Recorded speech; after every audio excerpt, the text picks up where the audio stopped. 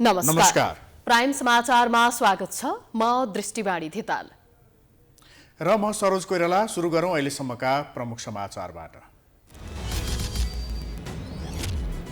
MCC पारित गराउन सभामुख बाधक भएपछि कांग्रेस र एमाले बीच महाभियोगबारे छलफल। सत्ता गठबन्धनमा मध्यमार्गी धारको खोजी, ओलीको दोहोरो रणनीति। सरकारी निर्णयको व्यवस्था गर्दै काठमाडौँका निजी विद्यालयमा पठन पाठन। स्कुल खुलाउन अभिभावककै दबाव, अनुगमन शून्य। आज 3175 जनामा संक्रमण। काठमाडौँ उपत्यका सहित अधिकांश भूभागमा मौसम बदली, भोलिसम्म वर्षा, चट्याङ र असिना पर्न सक्ने। आज दिनभर हवाई उडान प्रभावित हुँदा यात्रुको बिचल्ली। 7वटा क्यासिनोले सरकारलाई तिर्नुपर्ने 87 करोड भन्दा बढी रकम तिरेनन्। 1 हप्ताभित्र भुक्तानी नगरे कारबाही गर्ने सरकारको तयारी। व्यवसायी भने अन्यलमा। सरकारले किसानको हितमा दूधको मूल्य बढाएसँगै बिचौलियाहरूको चलखेल। उपभोक्ता मूल्य प्रति लिटर 90 रुपैयाँ पुर्याउने व्यापारीको रणनीति। तत्काल नियन्त्रणको खाँचो। अमेरिकाद्वारा युक्रेनमा रुसी आक्रमण रोक्न थप सेना पठाउने तयारी। विनाशकारी कदम चालेर तनाव बढाएको रुसको प्रतिक्रिया। र राखेपको नेतृत्व विवादको बहानामा खेल क्षेत्र प्रभावित भएको भन्दै सरोकारवालाहरू आन्दोलनमा। परिषदको बोर्ड बैठक बोलाउन माग।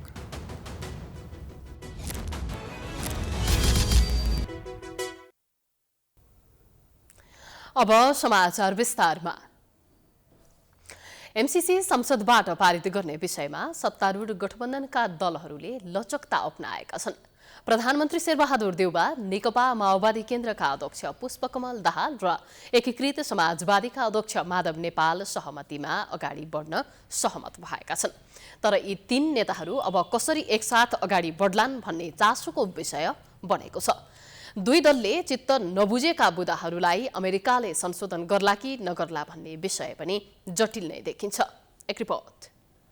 सत्ता गठबन्धनका 3 नेताबीच गठबन्धन बलियो बनाउने र अमेरिकी अनुदान सहायता एमसीसी सम्झौता संसदबाट पास गर्न उपाय खोज्ने सहमति बनेको छ। सहमतिका लागि समान धारणा बनाएर अघि बढ्न नेताहरू गृह कार्यमा जुटिरहेका छन्। गठबन्धनको सहमतिमै एमसीसी पास गराउने प्रयास समेत भइरहेको छ। त्यही कारण प्रधानमन्त्री शेरबहादुर देउवाले नेकपा माओवादी केन्द्रका अध्यक्ष पुष्पकमल दाहाल प्रचण्ड र एकीकृत समाजवादीका अध्यक्ष माधव नेपालसँग एमसीसीमा सुधार गर्नुपर्ने बुदाहरू मागेका छन्। ती बुदाहरूबारे प्रधानमन्त्रीलाई जानकारी गराउन प्रचण्ड र माधव नेपाल गृह कार्यमा जुटेका छन्। प्रचण्ड र नेपालले गठबन्धन सुरक्षित गर्दै मध्यमार्गी विकल्प मार्फत एमसीसी अगाडि बढाउन प्रधानमन्त्री देउवासँग आग्रह गरेका छन्। हुन त प्रचण्ड र नेपालको पार्टीभित्रका नेताहरूमा समेत एमसीसी बारे समान धारणा बन्न सकेको छैन। दुवैलाई पार्टीभित्रका नेताहरूले अलग अलग सुझाव दिइरहेका छन्। त्यसकारण संशोधन बिना पारित गराउने कि नगराउने भन्ने दोहोरो दबावमा उनीहरू छन्। एमसीसीलाई पार्टीका नेताहरूले राजनीति गर्ने माध्यम बनाएर अन्तर्राष्ट्रिय जगतमा नेपालको गरिमालाई होच्याउने र मित्र राष्ट्रसँग अविश्वास पैदा गर्न नहुने कांग्रेस नेता मेनबहादुर विश्वकर्मा बताउँछन्। प्रधानमन्त्रीले अग्रसरता लिएको कारण अब समझदारीका साथ गठबन्धन अगाडि बढ्ने विश्वकर्मा बताउँछन्। माधव नेपाल भीमरावलदेखि अहिलेका प्रधानमन्त्री शेरबहादुर देउवा र अहिलेका अर्थमन्त्री जनार्दन शर्माहरू पनि कुनै न कुनै कारणले उहाँहरू मन्त्रीमा हुनुहुन्थ्यो, प्रधानमन्त्री, अर्थमन्त्री, गृहमन्त्री हुनुहुन्थ्यो। त्यसैले सबै नेताहरू यसमा संलग्न छन्। अब आएर खोचे थाप्नु, अब आएर म त प्रतिपक्षमा पो छु त, अब आएर म त यसमा सहमत छुइनँ भन्नु भनेको चाहिँ राजनीतिक बेमानी हुन्छ र अन्तर्राष्ट्रिय समुदायमा नेपालको प्रतिष्ठालाई होच्याउने काम र अविश्वास सिर्जना गर्ने काम भए केही पनि हुँदैन। त्यसैले अब कुनै पनि बहाना नगरिकन, आफ्नो दलभित्रको दाउपेचमा यसलाई प्रयोग नगरिकन, यसलाई अन्तर्राष्ट्रिय रूपमा नेपालको प्रतिष्ठा उच्च राख्नका लागि र मित्र राष्ट्रसँगको सम्बन्ध सुमधुर बनाउनका लागि यो पास गर्नुपर्छ। प्रधानमन्त्री देउवा संसदबाट एमसीसी पारित गर्ने र गठबन्धन पनि जोगाउने सोचमा छन्। 3 नेताहरू बीच अब मिलेर साथ अगाडि बढ्ने सहमति भए पनि एमसीसी पारित गर्ने विषयमा एउटै धारणा बन्न सकेको छैन। त्यही कारण 3 नेताहरू बीच भएको सहमति व्यवहारमा लागू नहुन पनि सक्ने नेकपा माओवादी केन्द्रका नेता देवप्रसाद गुरुङ बताउँछन्। पास गर्नलाई चाहिँ आपसी सहमति भनेर चाहिँ भनेको हो भन्ने लाग्दैन। पहिलो कुरा थियो।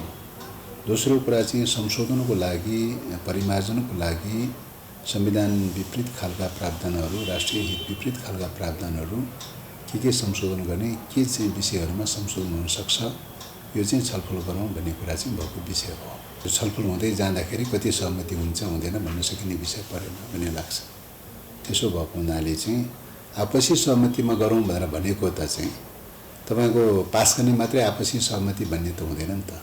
पास नगर्ने पनि आपसी सहमति हुनसक्छ, संशोधन गर्ने कुरा पनि आपसी सहमति हुनसक्छ। एमसीसी विशुद्ध अनुदान सहायता हो वा होइन भन्ने नै स्पष्ट नभएको र अमेरिकी सैन्य रणनीति हो वा होइन भन्ने पनि यकिन नभएका कारण संशोधन नगरी पारित गर्न नसकिने नेता देवप्रसाद गुरुङको भनाइ छ। देउवा यथास्थितिमै र अन्य दलहरू परिमार्जनसहित एमसीसी अनुमोदनको पक्षमा छन्। प्रधानमन्त्री शेरबहादुर देउवाले एमसीसी पारित गर्न प्रमुख प्रतिपक्षी एमालेसँग पनि निरन्तर सम्पर्क गरिरहेका छन्। ती नेताहरूबीच अमेरिकालाई केही बुँदामा थप स्पष्ट पार्न आग्रह गर्ने सहमति पनि बनेको छ। तर अमेरिकी कङ्ग्रेसले एकपटक पारित भइसकेको एमसीसी सम्झौतालाई फेरि परिमार्जनसहित पारित गर्ने विषयलाई भने विज्ञहरू शङ्काको दृष्टि लिएका छन्। त्यही कारण नेपालभित्रै मध्यमार्गी बाटो अपनाएर एमसीसीलाई संसदबाट पारित गर्नु बुद्धिमानी हुने तर्क अहिले बलियो बनेको छ। सत्तारूढ दलहरूबीच एमसीसी सम्झौताका विषयमा संसदमा संकल्प प्रस्ताव ल्याएर भए पनि तिनै तहको चुनावसम्म गठबन्धनलाई जोगाएर अगाडि बढ्ने प्रयास गरेका छन्। कांग्रेस एमसीसीको पक्षमा र नेकपा माओवादी केन्द्र र एकीकृत समाजवादी पार्टी विपक्षमा हुँदा नयाँ विकल्प खोज्न लागिएको हो। तर सत्ताको नेतृत्व गर्दा एमसीसी पारित गराउन चाहेको एमाले अहिले भने रमिते बनेको छ। एक रिपोर्ट। सरकारले एमसीसी संसदमा ल्याएपछि मात्रै त्यो विषयमा आफ्नो प्रष्ट धारणा बनाउने एमाले नेताहरूको पुरानो रटान अहिले पनि कायम छ। एमसीसी संसदमा टेबुल गर्न सभामुख अग्निप्रसाद सापकोटा बाधक भन्दा उनीमाथि महाभियोग लगाउनु पर्ने र त्यसमा आफ्नो पार्टीको पनि सहयोग रहने एमाले सचिव टोपबहादुर रायमाझीले बताएका छन्। यो एजेन्डा पेश गर्नुपर्छ, संसदमा ल्याउनुपर्छ भन्दा सभामुखले नमान्ने कुरा हुन्छ, नमान्दै भाग्न हुन्छ। सभामुखले मान्नु भयो भने के गर्ने? महाभियोग लगाउनुपर्छ भने कांग्रेसले भनेको छ, तपाईले साथ दिनुहुन्छ, एमाले साथ दिन्छ। त्यो त हामी साथ दिन्छौँ। साथै यो सभामुख चाहिँ के छ भनेदेखि यो चाहिँ विधिसङ्गत तरिकाले देशको कानुन सङ्गत तरिकाले नचलेको हुनाले पहिले पनि हाम्रो विषयमा पनि कुरा छ। सत्ता गठबन्धन भत्काउने अनेक रणनीति बुनिरहेको एमालेले एमसीसी संसदमा प्रवेश पाएको खण्डमा पक्षमा मत दिने वा विपक्षमा उभिने भन्ने विषयमा आधिकारिक धारणा बनाउन सकेको छैन। नेताहरूका अभिव्यक्ति हेर्दा उनीहरू एमसीसीको पक्षमा रहेको अनुमान लगाउन सकिन्छ, तर उनीहरूको अभिव्यक्तिमा प्रष्टता भने भेटिँदैन। जबकि नेपाली कांग्रेस प्रतिपक्षमा रहेको बेला पनि संसदबाट एमसीसी पारित गराउने पक्षमा थियो। कांग्रेस सभापति शेरबहादुर देउवा र अन्य नेताहरू प्रतिपक्षमा रहँदा पनि एमसीसीको पक्षमा सार्वजनिक अभिव्यक्ति दिने गर्दथे। तर सत्तामा रहँदा यो सम्झौता पारित गराउन चाहेको एमाले अहिले भने स्पष्ट खुल्न नसक्नुलाई एमालेको राजनैतिक चालका रूपमा हेरिएको छ। एमाले उपमहासचिव विष्णु रिमाल भने प्रधानमन्त्रीको पार्टी नेपाली कांग्रेस र सभामुखको पार्टी माओवादी केन्द्र सबैभन्दा पहिले एमसीसी बारे प्रष्ट हुनुपर्ने धारणा राख्छन्। बाहिर हल्ला गरिए चाहिँ एमाले यस विषयमा अलमलमा नरहेको रिमालको दाबी छ। स्ट्यान्ड हाम्रो क्लियर छ। तपाईहरुले मैले होइन भनिरहेको छु त, बिजनेस आउनु पर्यो। बिजनेस नल्याएर हैरान भए मान्छे हो नि हामी त। पहिले बिजनेस ल्याएर देखाउनुहोस् न। उहाँहरू किन बिजनेस ल्याइरहनु भएको छैन हाउसमा? हाउसको अधिकार किन मिचिरहनु भएको छ सभामुख महोदयले? पहिला हाउसमा उहाँहरू प्रष्ट रूपमा देखिनु पर्यो, त्यसपछि के गर्ने त हामी भनिहाल्छौँ नि। छेडभरमा टुङ्गो हुन्छ। चपाएर एमाले बोल्दैन। कुनै पनि मुद्दामा कुनै पनि विषयमा एमाले चपाएर बोल्दैन। सिधा सिधा बोल्छ र सिधा सिधा निर्णयमा जान्छ। केही नेताले एमसीसीको विषयमा जुन किसिमको भ्रम सिर्जना गरेका छन् त्यसले एमसीसी पारित गरिनु हुँदैन, यो राष्ट्रघाती हो भन्ने धारणा विकसित हुँदै गएको छ। आगामी चुनावमा मतदाता चिडिने डरले एमाले पनि पर्ख र हेरको अवस्थामा रहेको अनुमान लगाउन सकिन्छ। तर आम जनचासोको विषय बनिसकेको एमसीसीका विषयमा संसदको सबैभन्दा ठूलो दल प्रष्ट नहुँदा यो विषय थप किजोलिएको छ। बिहिबार देशभर 3175 कोरोना संक्रमित थपिएका छन्। संक्रमितको संख्या घटे पनि मृत्यु हुनेको संख्या बढ्दै गएको छ।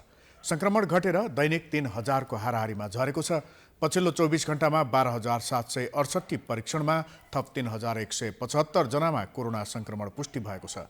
काठमाडौँ उपत्यकामा मात्रै थप 1509 जनामा कोरोना संक्रमण पुष्टि भएको छ। कोरोनाका कारण 14 जनाको मृत्यु भएको छ।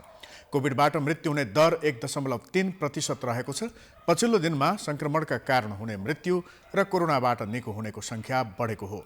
कोरोना संक्रमण पश्चात थप 8723 जना कोरोना मुक्त भएका छन्। यस आँकडामा एसएमएस तथा इमेलबाट आएका एन्टिजेन परीक्षणका रिपोर्ट पनि समावेश गरिएको स्वास्थ्य मन्त्रालयले जनाएको छ। देशभर सक्रिय संक्रमितको संख्या 63,996 पुगेको छ, जसमा 61,862 जना होम आइसोलेसन र 1,434 जनाको संस्थागत आइसोलेसनमा उपचार भइरहेको छ। उपचारमा रहेका मध्ये 281 जनाको आइसियु र 59 जनाको भेन्टिलेटरमा उपचार भइरहेको छ। पछिल्लो 24 घण्टामा 2,66,540 जनाले कोरोना विरुद्धको खोप लगाएका छन्।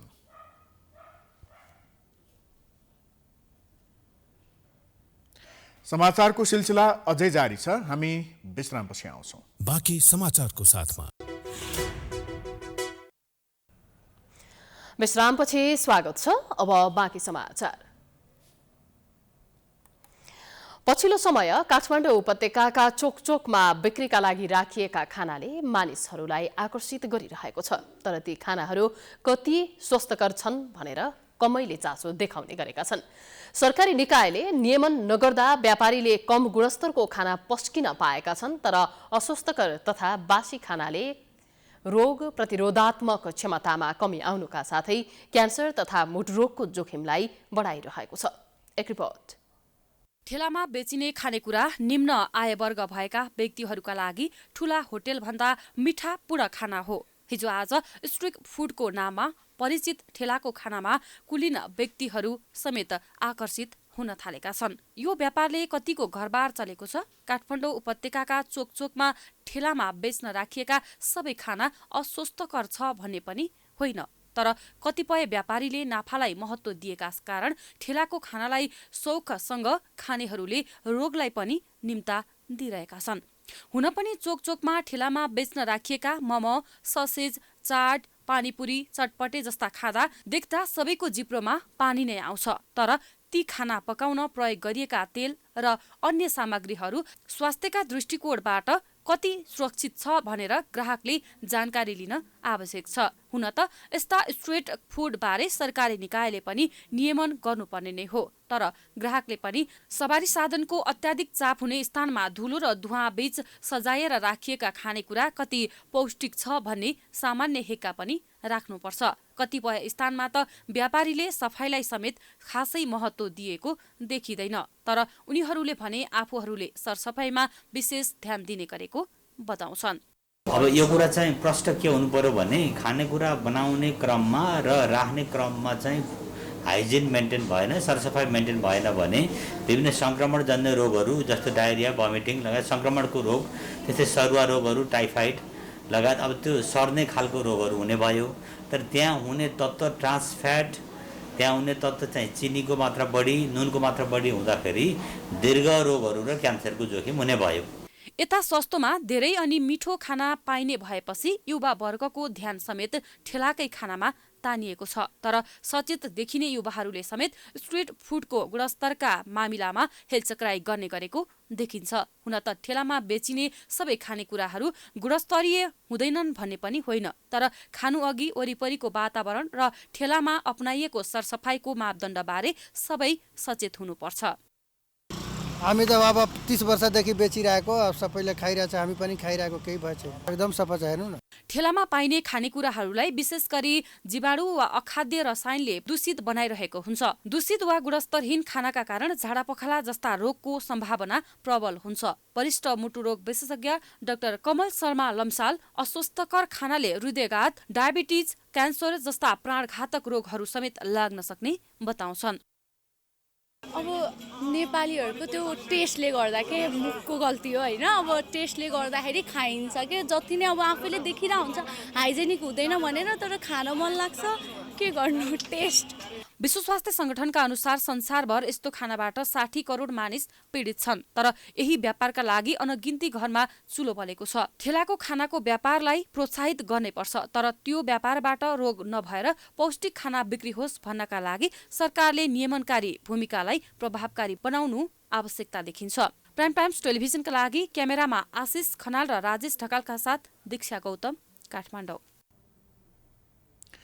न्यून चापीय प्रणालीको प्रभावले काठमाडौँ उपत्यका सहित देशका अधिकांश भूभागमा मौसम बदली भइरहेको छ।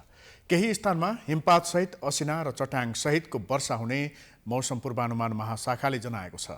मौसमी प्रणालीमा आएको परिवर्तनका कारण बिहिबार त्रिभुवन अन्तर्राष्ट्रिय विमानस्थलबाट हुनुपर्ने आन्तरिक उडान समेत केही प्रभावित हुँदा यात्रुले शास्ति पाएका छन्। एक रिपोर्ट। जल तथा मौसम विज्ञान विभाग अन्तर्गत मौसम पूर्वानुमान महाशाखाका अनुसार सुदूरपश्चिम कर्णाली, लुम्बिनी र गण्डकी प्रदेशमा सामान्यदेखि पूर्ण बदली र बागमती प्रदेशमा सामान्य बदली रही अन्य प्रदेशहरूमा आंशिकदेखि सामान्य बदली रहने सम्भावना छ।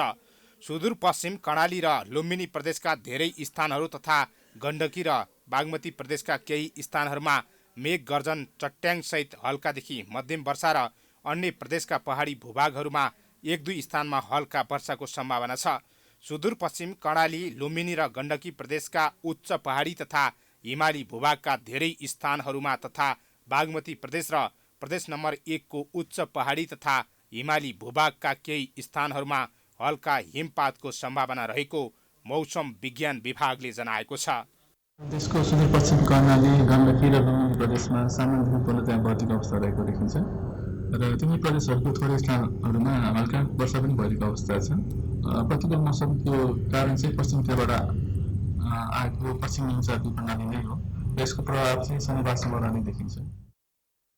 बिहिबार र शुक्रबार देशका पहाडी तथा तराईका धेरै स्थानमा मेघ गर्जन चट्याङ असिनासहित हल्कादेखि मध्यम वर्षा हुने सम्भावना रहेको हुँदा चिसोबाट बस्न र यात्रा गर्ने यात्रुलाई पनि सचेत हुन मौसम पूर्वानुमान महाशाखाको सुझाव छ। उता बिहिबार त्रिभुवन अन्तर्राष्ट्रिय विमानस्थलबाट हुने आन्तरिक उडान समेत प्रभावित भएको छ। विमान सेवा कम्पनीबाट समयमै जानकारी नपाउँदा विमानस्थल पुगेका यात्रुले शास्ति भोग्नु परेको छ। भिजिबिलिटी कम हुँदा बिहानैदेखि पोखरा लगायतका केही स्थानमा आन्तरिक जहाज अवतरण र उडान हुन नसक्दा यात्रुले 1-2 घण्टासम्म कुरेर फर्किनु परेको छ। सचेत नदिँदाखेरि गाह्रो भइहाल्छ। अब एयरपोर्टसम्म आऊ जाऊ, घर आऊ जाऊ गाह्रै हुन्छ नि। त्यो त गाह्रो हुने भइहाल्यो। हामी अब पेसेन्जरलाई गाह्रो भयो भने त अब ट्याक्सी कुरो फेरि जाऊ, ट्याक्सीमा आऊ, हाम्रो भाडा यसै खर्च हुन्छ। अब हामी बिहानदेखि आएको एकदम बिरामी चाहिँ अब आज तपाईँहरूको जान सक्दैन, भोलि यति बेला आइदिनुहोस् भने पनि हुन्थ्यो। यो वर्ष अन्य वर्षको तुलनामा लामो समयसम्म चिसो रहने सम्भावना देखिएको छ। जमिनको तल्लो तहको भन्दा माथिल्लो तहमा हावाको चाप बढिरहेको कारण यो वर्ष माघ महिनाभरि चिसो हुने सम्भावना छ। मौसम सम्बन्धी अन्य देशको भन्दा नेपालमा उपकरण लगायत अन्य थुप्रै प्रविधिको अभावका कारण ढिलो जानकारी बाहिर आउने गर्छ, जसले गर्दा हवाई उडान समेत प्रभावित हुने गरेको छ। प्रविधि र जनशक्तिको अभावका कारण यात्रुले शास्ति बिहोरी रहनु परेको त्रिभुवन विश्वविद्यालय जल तथा मौसम केन्द्रीय विभागका सह प्राध्यापक डाक्टर विनोद पोखरेल बताउँछन्। भोलि चाहिँ यस्तै हुन्छ भनेर एउटै ठाउँको लागि पार्टिकुलर एउटा एयरपोर्टको लागि यो एयरपोर्टमै भोलिको अवस्था यो हुन्छ भनेर अझै पनि भन्न सक्ने अवस्था छैन। अब त्यो चाहिँ अनुभव, अनुसन्धान सबै कुरा बिस्तारै हुँदै जाला। पछि अझ प्रगति भएको छ पहिलाभन्दा, त्यो लेभलमा अझै पुगेको छैन। अनि तेस्रो कुरा चाहिँ अब हाम्रोमा अलिकति मलाई कस्तो लाग्छ भने एयरलाइन्सहरू स्पेसली उहाँहरूले चाहिँ एकदमै यात्रु भनेको चाहिँ अब हाम्रो सबभन्दा मेन उहाँहरूको त जति कमाउने हो अथवा जति उहाँहरूले तलब खानुहुन्छ अथवा जे हुन्छ त्यो त यात्रुबाट आएको हो नि त पैसा। यात्रु चढ्दैन भने त हुँदैन नि त। भनेपछि यात्रुप्रति जुन जिम्मेवारी हुनुपर्थ्यो त्यो चाहिँ नभएको जस्तो लाग्छ मलाई कहिलेकाहीँ चाहिँ। सधैँ चाहिँ होइन, अब कहिलेकाहीँ चाहिँ जस्तै प्लेनमा गइसक्यो अनि त्यसपछि 2 घण्टा अगाडि नै थाहा हुने कुरा पनि नभनिदिने। मौसम पूर्वानुमान महाशाखाका अनुसार पश्चिम नेपालबाट प्रवेश गरेको मौसमी प्रणालीको प्रभावले केही दिन आंशिकदेखि पूर्ण बदली हुनेछ। यो महिनाभरि नै मौसममा खासै सुधार नआउने हुँदा चिसोबाट बच्न र यात्रा गर्ने यात्रु लगायत विमान कम्पनीले समेत जानकारी लिएर टिकट बिक्री गर्न विज्ञहरूको सुझाव छ।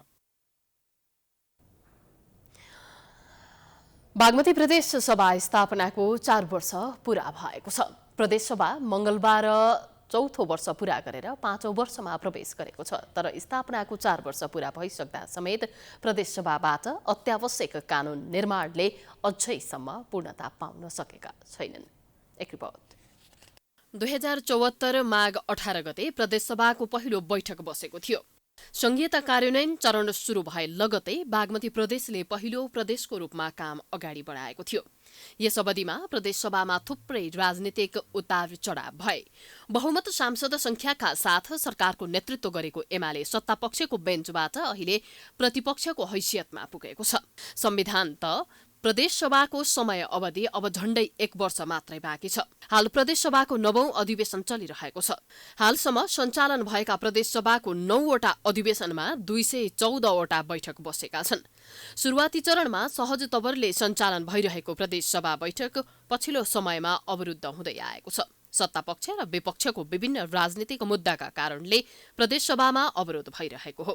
बितेको 3 वर्षसम्म प्रदेशसभा कानून निर्माणमा केन्द्रित भए पनि पछिल्लो समयमा सञ्चालन भएका बैठकहरू सरकार परिवर्तनमै बढी केन्द्रित हुने गरेका छन्। स्थापनाको 4 वर्ष पूरा भइसक्दा समेत प्रदेशसभाबाट अत्यावश्यक कानून निर्माणले अझै पूर्णता पाउन सकेको छैन। 106 कानून बनिसकेका छन्। त्योसँग सम्बन्धित ऐन नियमावलीहरू विनियमहरू बनाइसकेका छौँ। अब अहिले सदनमा चाहिँ 5-6वटा चाहिँ विधेयक त्यहीमा छलफल हुँदैछ, जाँदैछ। अब सदन खुलेपछि त्यसबारेमा छलफल हुन्छ र अरू गृह कार्यमा हामी छौँ। प्रदेश सरकार स्थापनाताका सरकार सञ्चालन लगायतका विषयमा अत्यावश्यक 79वटा कानूनको पहिचान गरिएको थियो। पहिचान गरिएका ती कानूनहरू 2 वर्षभित्रमा निर्माण गरिसक्ने घोषणा पनि गरिएको थियो। तर सत्ता समीकरणको फेरबदलले हालसम्म पनि त्यसले पूर्णता पाउन सकेको छैन। संघीय सरकारले तहगत अधिकार बाँडफाँडको विषय पूरा नहुँदा कानून निर्माणमा थप जटिलता थपिन पुगेको हो। विगत 4 वर्षको अवधिमा बागमती प्रदेशमा 3वटा सरकार परिवर्तन भए। 2 दलले सरकारको नेतृत्व गरे भने 3 जना मुख्यमन्त्री बने। सरकार परिवर्तनको खेलका कारण प्रदेशमा पहिचान भएको कानून निर्माण हुन नसकेको हो। हालसम्म 66 विधेयक दर्ता भएकोमा 61वटा पारित भएको प्रदेश सभा सचिवालयले जनाएको छ।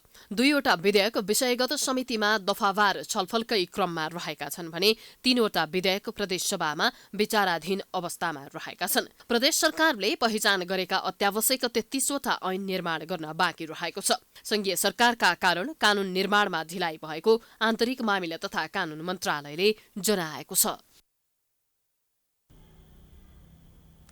समाचारको सिलसिला अझै जारी छ। हामी विश्रामपछि आउँछौँ। बाँकी समाचारको साथमा विश्रामपछि स्वागत छ। अब आर्थिक समाचार।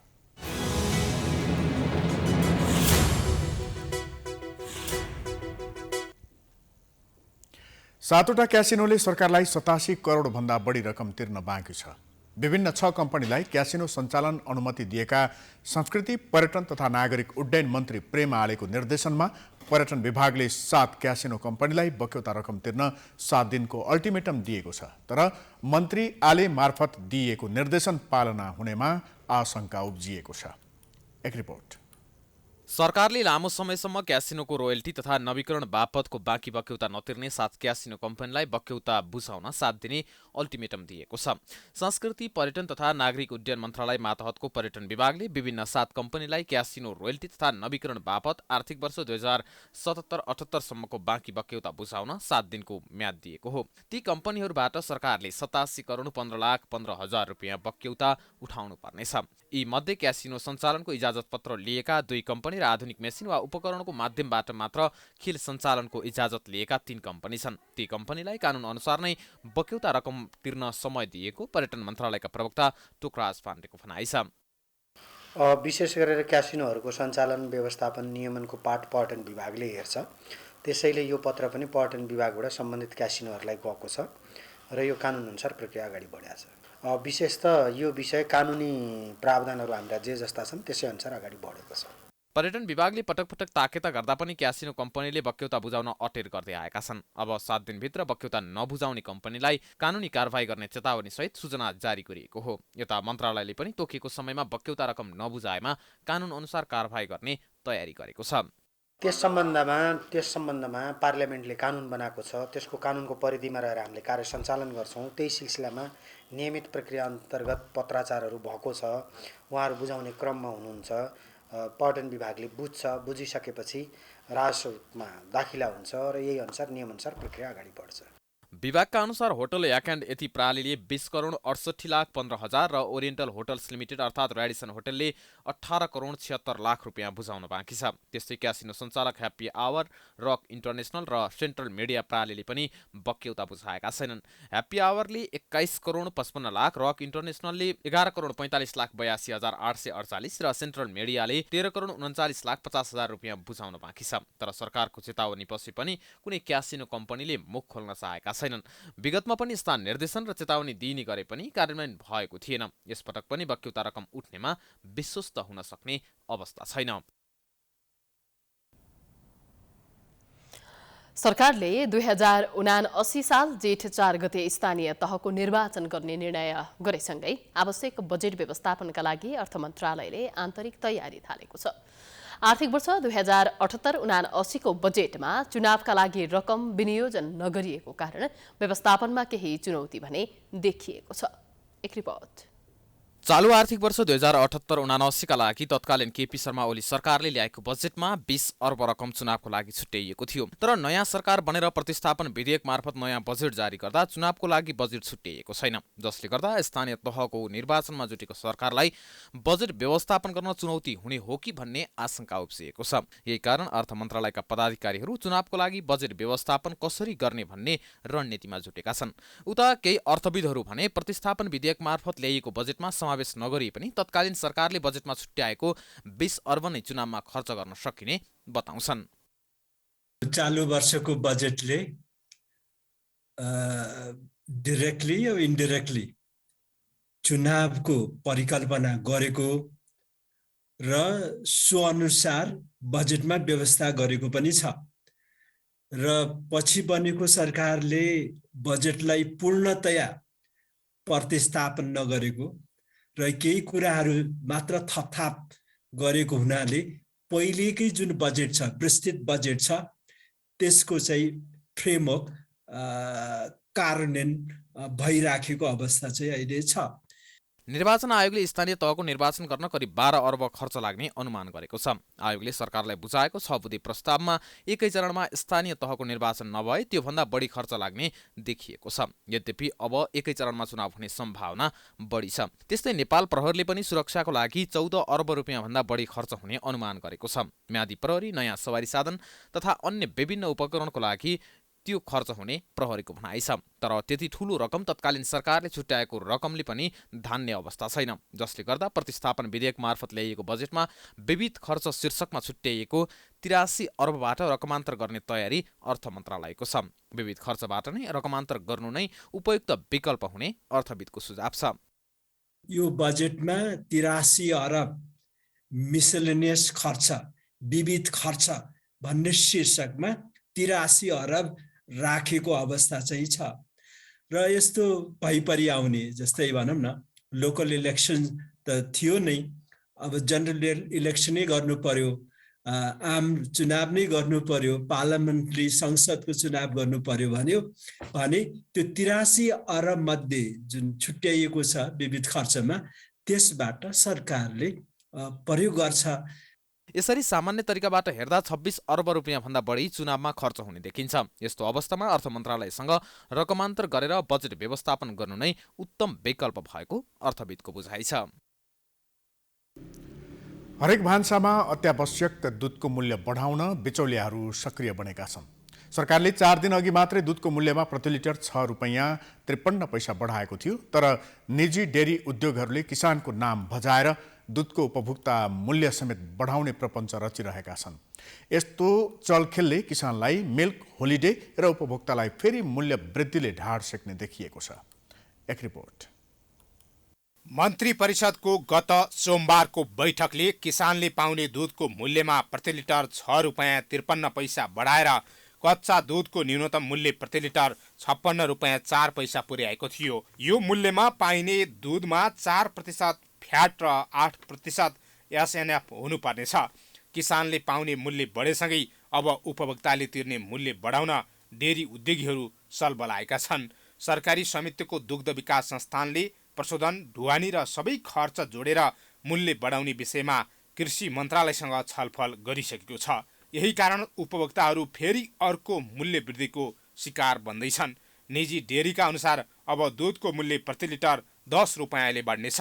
किसानका लागि 6.5 रुपियाँ बढाएको सरकारले व्यवसायिकका मागलाई पनि सम्बोधन गर्ने तयारी गरेको छ। अब किसानको नाम बेचेर दुध जन्य पदार्थका व्यापारीहरूको हितका लागि सरकारले फेरि मूल्य वृद्धिको निर्णय गर्ने अवस्था सिर्जना समेत भएको छ। क्रय शक्ति कमजोर भएका उपभोक्ताले पौष्टिक आहारको रूपमा खरिद गर्दै आएको दुधको खपत कम गरिदिएको खण्डमा मिल्क होलिडेको कारण फेरि पनि किसान नै मारमा पर्ने पक्का छ, जसले गर्दा दुध बेच्न छाडेर किसानको उत्पादन खेर जाने अवस्था समेत सिर्जना हुनेछ। सजिलोको निमित्त के हो भन्दाखेरि किसानको नाम लिएर किसानको नाम बजाएर मूल्य बढाउने काम गरिएको छ। यो नयाँ चिज छैन। यसले भोलिका दिनमा किसानले उत्पादन गरेको दुध यदि आम उपभोक्ताले खपत गरेनन्, उपभोक्ताले बढी मूल्य भएन उपयोग गरेनन् भने भोलि मिल्क होलिडेका नाममा बजारमा चाहिँ जुन चलखेल गर्ने काम कसले गर्छन् भन्दा यही उद्योगीले गर्छन्। मूल्य बढाउँछ, व्यक्ति यहाँ नागरिकको क्रय शक्ति घट्दै गएको छ, कोभिडले गर्दा रोजगार गुम्दै गएको छ, मानिसले एउटा 10 रुपियाँको सागको मुठो किनेर खान नसक्ने अवस्था भएको नागरिकले 100 रुपियाँको दुध खान्छै खाँदैन त भन्ने कुरा गम्भीर प्रश्न उठेको छ। कृषि प्रधान देशमा किसानको साथमा सरकार छ भन्ने हो भने उत्पादन भएको दुधको बजार, कृषि कर्जामा सहुलियत, उत्पादित दुध सङ्कलन केन्द्र मार्फत उपभोक्तासम्म पुग्दा बेहोर्नुपर्ने झन्झट कम गरिदिनुपर्ने, किसानलाई विभिन्न राहत दिएर उत्पादनमा प्रोत्साहन अर्थात् लागत कटौतीतिर सोच्नुपर्ने हो। किसानको उत्पादन उपभोक्तासम्म पुग्दा बिचौलियाले खाने ठूलो रकमको अन्तरलाई कम गर्न सरकार उदासीन देखिन्छ। अहिले नै किसानले बेच्ने र उपभोक्ताले खरिद गर्ने मूल्यमा 30 रुपियाँ 48 पैसाको ठूलो अन्तर छ। उता निजी डेरीका सञ्चालक भने आफूहरूको लागत नै बढेका कारण उपभोक्ता मूल्य बढाउनुको विकल्प नरहेको तर्क गर्छन्। ठुलो ग्याप देखियो नि बिचको होइन त, त्यो ग्यापको पैसा कहाँ जान्छ भन्ने कुरा चाहिँ अहिले चारैतिरबाट प्रश्न उठिरहेको छ। हो त्यो ग्यापको पैसा चाहिँ कहाँ जान्छ भने एउटा त तलबमा कुरामा पनि गयो, अर्को ब्याजको कुरा भयो, अर्को चाहिँ हाम्रो लसेस पनि हुन्छ, अर्को मार्केटिङमा हामीले जुन दिने कमिसन हुन्छ त्यो कमिसन पनि भयो, फेरि किसानलाई जुन दिने हामीले जुन 56 रुपियाँ 52 पैसा भन्दा बाहेकको फेरि टिएस भनेर ट्रान्सपोर्टेसन सर्भिसको रूपमा फेरि अर्को चाहिँ हामीले 3 रुपियाँ 4 रुपियाँ कति ठाउँमा चाहिँ 5 रुपियाँ 6 रुपियाँसम्म पनि दिएको हुन्छ। डिडिसीले प्राइभेट सेक्टरले सबैले दिएको रिपोर्टमा नै के छ भने 30 रुपियाँ 50 पैसा चाहिँ त्यो विभिन्न शीर्षकहरूमा उद्योगीको एक्स्ट्रा खर्च हुन्छ। प्रति लिटर 76 रुपियाँको दुधलाई 80 रुपियाँ तिर्दै आएका उपभोक्ता अब प्रस्तावित मूल्य अनुसार 90 रुपियाँ तिर्नुपर्ने अवस्थामा पुग्दैछन्। बिरामी, बालबालिका तथा वृद्धका लागि पौष्टिक आहारको रूपमा खुवाइने दुधको मूल्य बढाउनु सट्टा उपभोक्तालाई राहत दिन सरकारले पहल गर्नुपर्ने आवश्यकता छ। सरकारले आफू बिचौलियाको इसारामा नाच्दैन भनेर प्रश्न पार्न समेत दुधको मूल्यलाई स्थिर राख्न सक्नुपर्ने अवस्था आएको छ। प्राइम टाइम्स एचडीका लागि क्यामेरामा अमृत भट्टका साथ हरिशरण नेउपाने, काठमाडौँ। साताको अन्तिम कारोबार दिन बिहिबार शेयर बजार परिसूचक नेप्से दोहोरो अङ्कले घटेको छ। नेप्से 14.60 अङ्कले घटेर 2876 अङ्कमा आइपुगेको हो। बजारमा क वर्गका परिसूचकको मापन गर्ने सेन्सिटिभ इन्डेक्स 3.25 अङ्कले घटेको छ। बिहिबार जलविद्युत र नन लाइफ इन्सुरेन्स कम्पनीको परिसूचकमा भने सुधार देखिएको छ।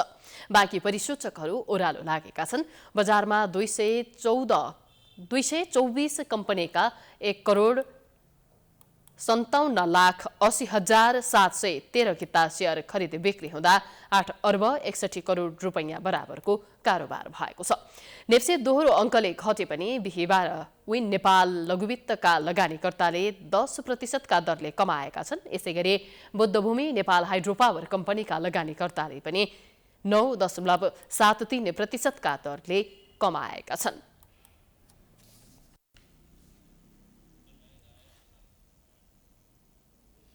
अब अन्तर्राष्ट्रिय समाचार।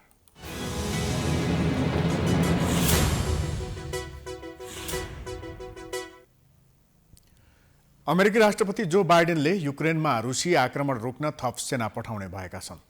रुसले युक्रेनमा आक्रमण गर्न सक्ने डरका बीच अमेरिकाले यही हप्ता युरोपमा थप सेना पठाउने पेन्टागनले जनाएको छ। फोर्ट ब्राग, नर्थ क्यारोलिनाबाट करिब 2000 सेना पोल्यान्ड र जर्मनी पठाइनेछ। जर्मनीमा पहिले नै रहेका थप 1000 सेना रोमानिया जानेछन्। रुसले भने थप सेना पठाउने अमेरिकी निर्णयको निन्दा गरेको छ। रुसले विनाशकारी कदमको रूपमा व्याख्या गर्दै तनाव बढाउने आरोप लगाएको छ। युक्रेन नजिक रुसको करिब 1 लाख सेना छ। युक्रेनमाथि हमला गर्न रुसले तयारी गरिरहेको आशंका अमेरिकाले गरेको छ, तर रुसले आक्रमण गर्ने योजना नभएको जिकिर गर्दै आएको छ।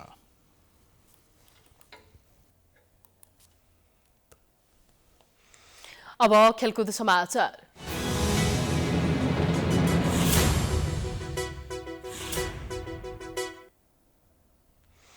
राजनीतिक प्रभावका कारण खेल क्षेत्रमा असर देखा परेको छ। सरकार परिवर्तन भएसँगै हुने हस्तक्षेपले यति बेला राष्ट्रिय खेलकुद परिषदले काम गर्न सकेको छैन, जसले गर्दा सरकारवालाहरूले आन्दोलन नै गर्नु परेको छ। परिषदको बैठक तत्काल बोलाउन पनि माग गरिएको छ। एक रिपोर्ट। राष्ट्रिय तथा अन्तर्राष्ट्रिय खेलाडी संघ, नेपाल ओलम्पियन संघ र राष्ट्रिय खेलकुद परिषद कर्मचारी संघले बिहिबार शान्तिपूर्ण विरोध प्रदर्शन गरेका छन्। राष्ट्रिय खेलकुद परिषद राखेपको नेतृत्व विवादको कारण खेलकुदलाई ठप्प नबनाउन तथा खेलकुद खेलाडी र खेलकर्मीको भविष्यमा खेलवाड गर्न नहुने मागसहित 3 खेलकुद संघले शान्तिपूर्ण प्रदर्शन गरेको हो। त्रिपुरेश्वर स्थित दशरथ रङ्गशाला र राखेप परिसरमा आयोजित आन्दोलनमा विभिन्न खेलका खेलाडी, प्रशिक्षक तथा खेलकर्मीको उपस्थित रहेको थियो। राखेपको सदस्य सचिव बर्खास्ती र नयाँ सदस्य सचिवको नियुक्तिको विषयमा सर्वोच्च अदालतमा परेको रिटको किनारा लगाउन सम्मानित अदालत समक्ष आग्रह गर्दै परिषदको कामकारबाही नियमित सुचारू राख्न सम्बन्धित निकायको ध्यानाकर्षण गर्न शान्तिपूर्ण विरोधको कार्यक्रम गर्ने गरिएको संघले जनाएको छ। खेलाडीहरू हैन अब हात बाँधेर बसिरहेको छ। अब एउटा अनिर्णयको बन्दी अनि त्यसपछि अर्को आएर चाहिँ नि सरकारले चाहिँ केही पनि हामीलाई चाहिँ निकासा नदिएको कारणले गर्दाखेरि खेलाडीहरूले प्रशिक्षण गरेर चाहिँ गेम खेल्न पाउने अवसर चाहिँ अहिले पाइरहेको छैन। अहिले नयाँ खेलाडीहरूले जुन खालको एउटा राष्ट्रिय प्रतियोगिता खेलेर आफ्नो प्रतिभा देखाउने त्यो राष्ट्रिय खेल पनि हुने सुनिश्चितता भएन। अनि सँगसँगै चाइनामा अहिले यही साल एसियन गेम हुँदैछ। त्यो एसियन गेमको तयारीको पनि केही पनि बाटोहरू खुलेको छैन। कारण सदस्य सचिवको कार्यकारी प्रमुखको चाहिँ विवादको कारणले गर्दा यो भइरहेको छ। उता राखेपका बोर्ड सदस्यहरूले परिषदको बोर्ड बैठक बोलाउन माग गरेका छन्। राखेपका 13 सदस्यहरूले युवा तथा खेलकुद मन्त्री महेश्वर गहतराजलाई पत्र लेख्दै बोर्ड बैठक बोलाउन माग गरेका हुन्। यसअघि परिषदको बोर्ड बैठक 2078 असार 29 गतेका लागि निर्धारण गरिएको थियो, तर मन्त्री परिषदमा फेरबदल भएपछि बोर्ड बैठक बस्न सकेको छैन। हामीले ज्ञापन पत्र बुझाएका छौँ र ज्ञापन पत्रमा यो राष्ट्रिय खेलकुद परिषदको बोर्डको बैठक नबसेको लगभग चाहिँ 1.5 वर्ष हुनुभएको छ। त्यस कारणले गर्दा यो बोर्डको बैठक छिटोभन्दा छिटो चाहिँ बस्नुको निम्ति हामीले उहाँलाई अनुरोध गरेका छौँ र लिखित रूपमा हामीले चाहिँ उहाँलाई निवेदन पनि दिएका छौँ र उहाँको भनाइअनुसार अब अहिलेको परिस्थितिमा सदस्य सचिव नभएको हुनाले गाह्रो छ भन्ने कुरा छ। खेलकुदमा आबद्ध भएका खेल र खेलाडीको लागि विकासको लागि अब जुन किसिमको खेलकुद परिषदभित्र जुन किसिमको अनिलता छ त्यसको निकासको निम्ति हामीले चाहिँ उहाँलाई यो चाहिँ आह्वान गरेका छौँ।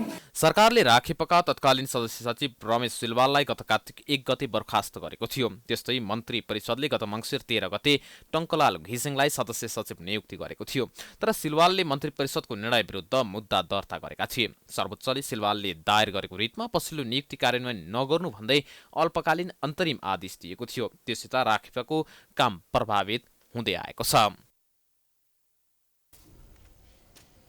यससँगै हामी समाचारको अन्त्यमा आइपुगेका छौँ। जाँदा जाँदै प्रमुख समाचार पुनः एकपटक। एमसीसी पारित गराउन सभामुख बाधक भएपछि कांग्रेस र एमाले बीच महाभियोगबारे छलफल। सत्ता गठबन्धनमा मध्यमार्गी धारको खोजी, ओलीको दोहोरो रणनीति। सरकारी निर्णयको व्यवस्था गर्दै काठमाडौँका निजी विद्यालयमा पठन पाठन, स्कुल खुलाउन अभिभावककै दबाव, अनुगमन शून्य। आज 3175 जनामा कोरोना संक्रमण। काठमाडौँ उपत्यका सहित अधिकांश भूभागमा मौसम बदली, भोलिसम्म वर्षा, चट्याङ र असिना पर्न सक्ने। आज दिनभर हवाई उडान प्रभावित हुँदा यात्रुको बिचल्ली। 7वटा क्यासिनोले सरकारलाई तिर्नुपर्ने 87 करोड भन्दा बढी रकम तिरेनन्। 1 हप्ताभित्र भुक्तान नगरे कारबाही गर्ने सरकारको तयारी, व्यवसायी भने अन्योलमा। सरकारले किसानको हितमा दूधको मूल्य बढाएसँगै बिचौलियाहरूको चलखेल। उपभोक्ता मूल्य प्रति लिटर 90 रुपैयाँ पुर्याउने व्यापारीको रणनीति, तत्काल नियन्त्रणको खाँचो। अमेरिकाद्वारा युक्रेनमा रुसी आक्रमण रोक्न थप सेना पठाउने तयारी, विनाशकारी कदम चालेर तनाव बढाएको रुसको प्रतिक्रिया। र राखेपको नेतृत्व विवादको बहानामा खेल क्षेत्र प्रभावित भएको भन्दै सरोकारवालाहरू आन्दोलनमा। परिषदको बोर्ड बैठक बोलाउन माग।